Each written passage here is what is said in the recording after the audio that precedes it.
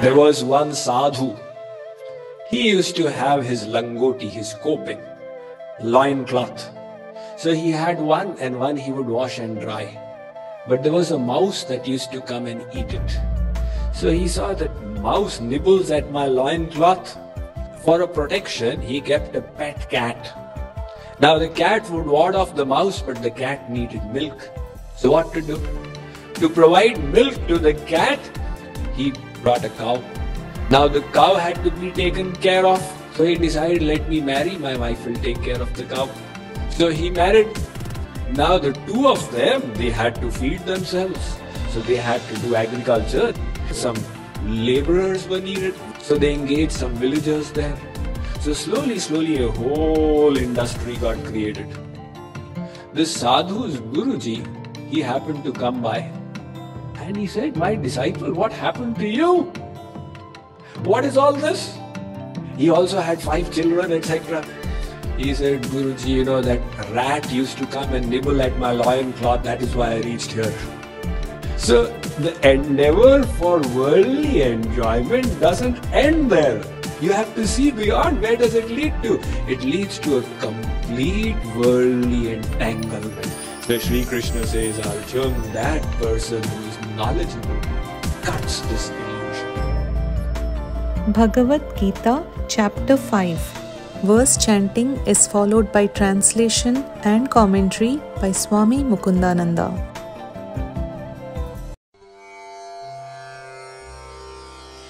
ये हि sansparsha-ja bhoga duhkha-yonaya eva te adyantavantah kaunteya na teshu ramate budhah.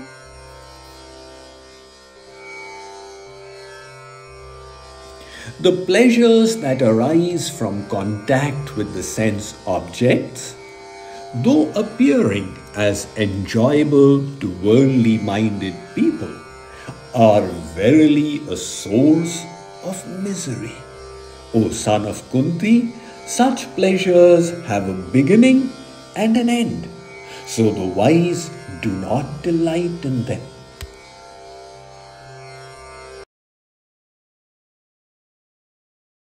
It is unavoidable that we want happiness. And that pursuit of happiness needs to be decided carefully so that we don't search happiness where it doesn't exist. These dogs have the habit.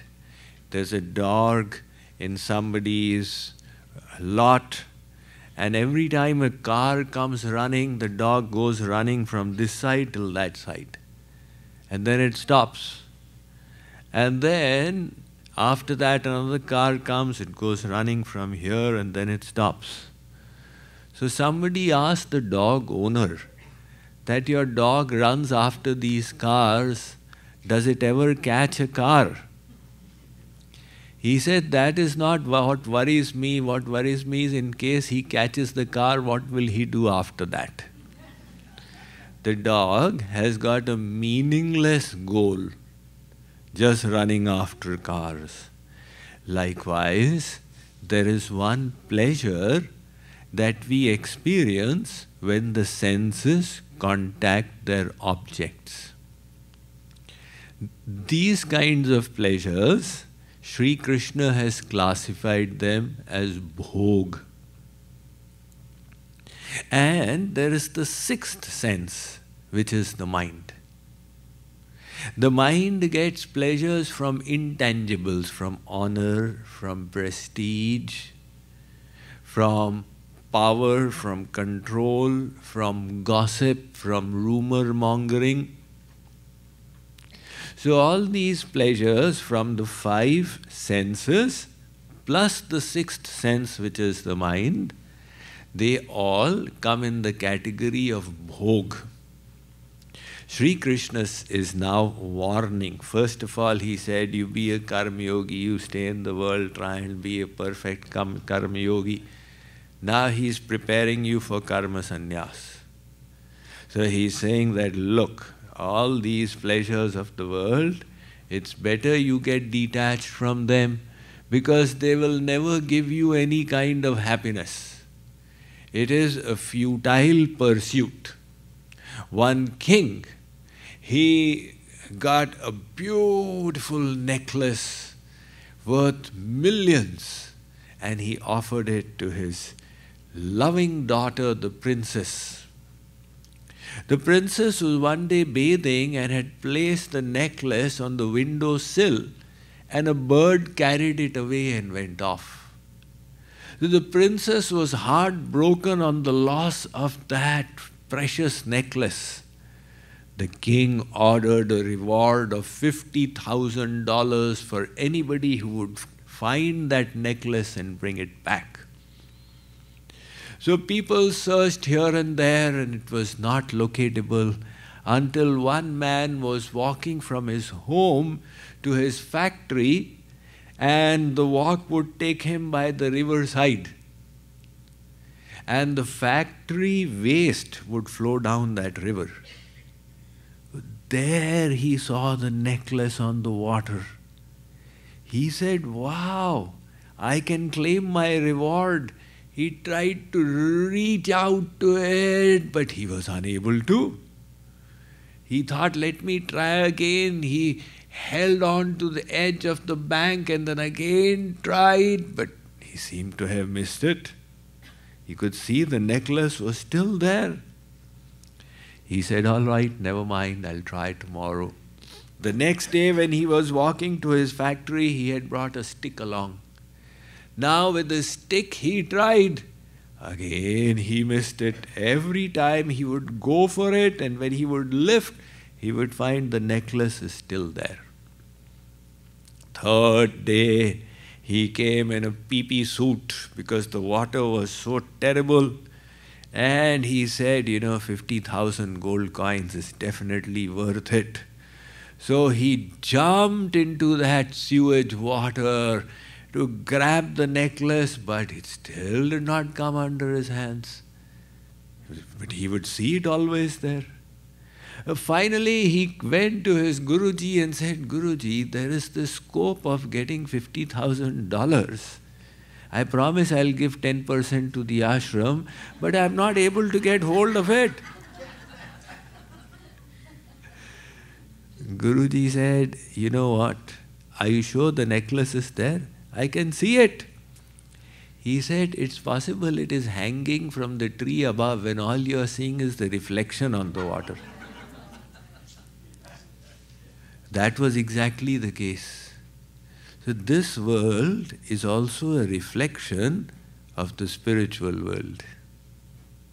That spiritual world that is free of birth, disease, old age and death, where souls who are free from anger, greed, desire, who have perfected themselves, are eternally engaging in the divine pastimes of the Lord, participating in their Nitya Leela. They are doing the real bhoga of Anand. They are getting the bliss of devotion in service to God. So there, God is the center. And this material realm is a reflection of that, where we see ourselves as the center. And we want to enjoy from ourselves separate from God. Now that illusion we carry on trying and we don't find the real happiness. It seems there is happiness there, but you are never able to really grasp it. So Kripaluji Maharaj explained like this, that there is one man who is standing in the hot sun and he is being whipped. He says, don't beat me, don't beat me. The person says, okay, I'll not beat you. Maja aa gaya, I'm so happy. Now after 2 hours in the sun, you say, all right, come into the shade, but keep standing, not allowed to sit. He comes in the shade, maja aa gaya. After another 2 hours, you say, okay, sit down. He sits down, maja aa gaya. So So that maja is not true maja, it is just that the miseries are reducing a little bit and the person is thinking maja aa gaya. Likewise, we discussed the power of dopamine, right? It creates the desires. Oh, if I can get that object, I will get happiness. And right now there is tension. So this tension, the removal of it by the objects of the senses, we say maja aa gaya. But it doesn't solve the problem. Sri Krishna says, look, they have a beginning and they have an end. So those who are intelligent, they cut through this illusion. Those who are not, they keep on running after it. So the intelligent people, they say, we will not delight in them. We want something that is more substantial, that will truly fulfill the yearning of the soul. Otherwise you go on and on and on. People are running 30 years, 40 years, 50 years, 60 years. They're still running. I remember about 10 years ago, there was one lady, Western lady, who had become a devotee, and she was inspired. And after she was fully inspired for 1 or 2 years, she said, Swamiji, I'm thinking of getting married. Should I get married? I said, how old are you? She said, I'm 50 years old. So I found that a little strange.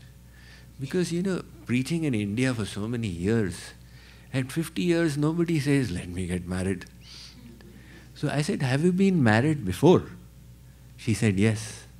I said, how many times? She said, 3 times. I said, my God, you had 3 rehearsals, now you want the 4th one? It is like this guy, Jack. He was eating chilies and sweating and sweating and sweating. So I asked him that, why are you sweating? He said, Swamiji, I'm eating chilies and they are painful. So I said, then why don't you stop eating them? He said, there's a chance I may get a chili that is not bitter. In that hope, I'm just eating it. So you can go on and on and on running, but someday you have to draw a line that enough is enough. Now I need to think of the real pleasure of the soul.